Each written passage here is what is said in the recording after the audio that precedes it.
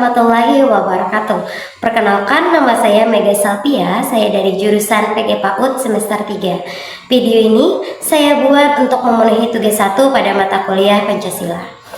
Pada video ini saya akan membahas atau materi yang saya ambil adalah proses lahirnya Pancasila. Berikut ini penjelasannya. Nah teman-teman, untuk penjelasan singkat proses lahirnya Pancasila, seperti yang kita tahu ya, Pancasila tidak lahir dalam satu malam, tidak pula lahir dalam satu hari. Pancasila lahir melewati proses yang panjang, yaitu proses BPUPKI, Piagam Jakarta, dan PPKI. Sebelum itu, apa sih BPUPKI?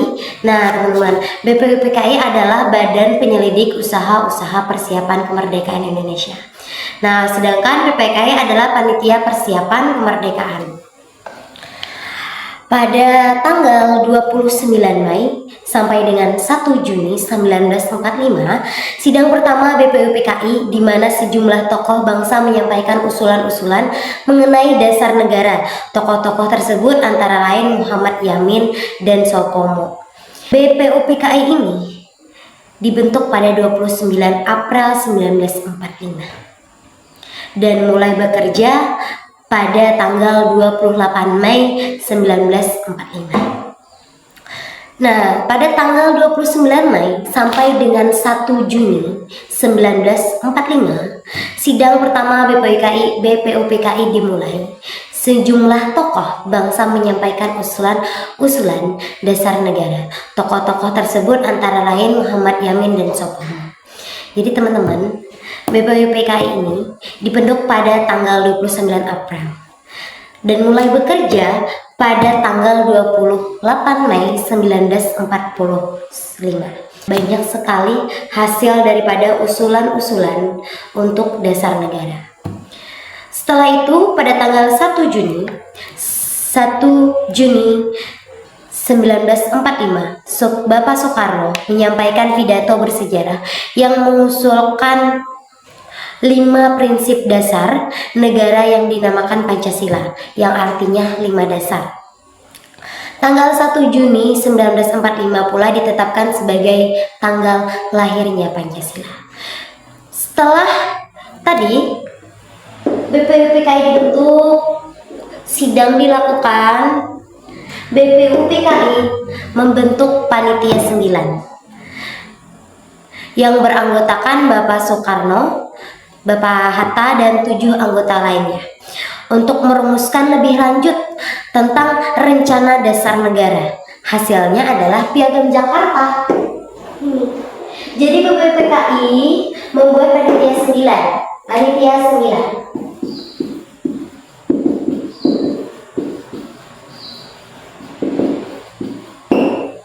Untuk merumuskan atau merancang dasar negara.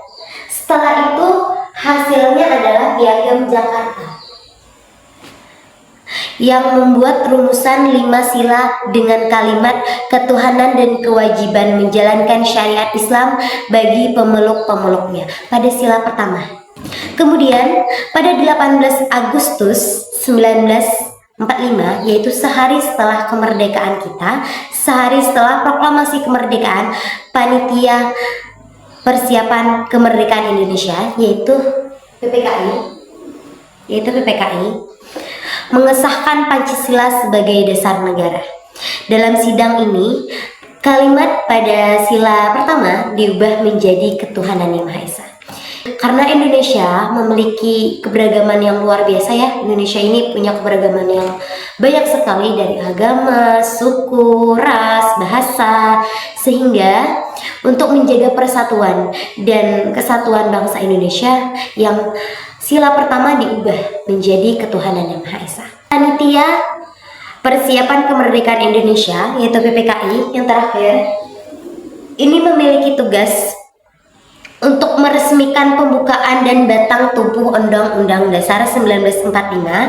PPKI juga bertugas melanjutkan kerja BPUPKI, yaitu mengurus perpindahan kekuasaan dari pihak Jepang ke Indonesia serta mempersiapkan berbagai hal yang berkaitan dengan ketatanan Indonesia.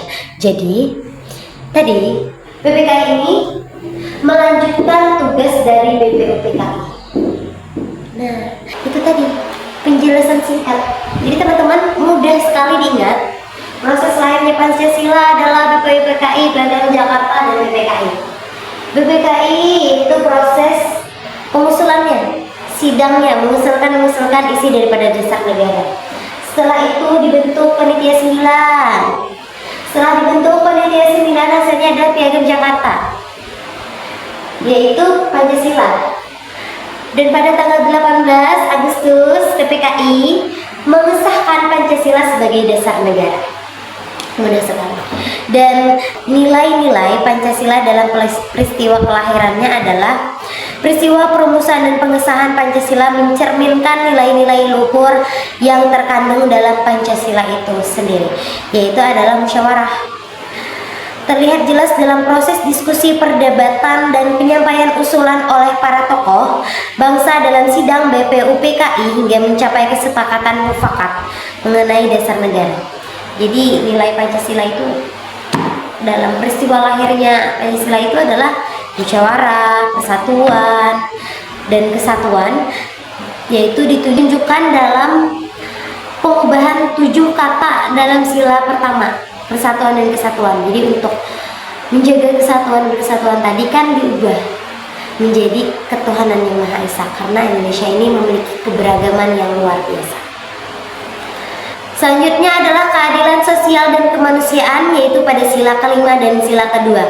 Niat para pendiri bangsa untuk menciptakan dasar negara bertujuan menjamin keadilan dan kesejahteraan bagi seluruh rakyat Indonesia tanpa terkecuali, mencerminkan nilai kemanusiaan yang adil dan beradab.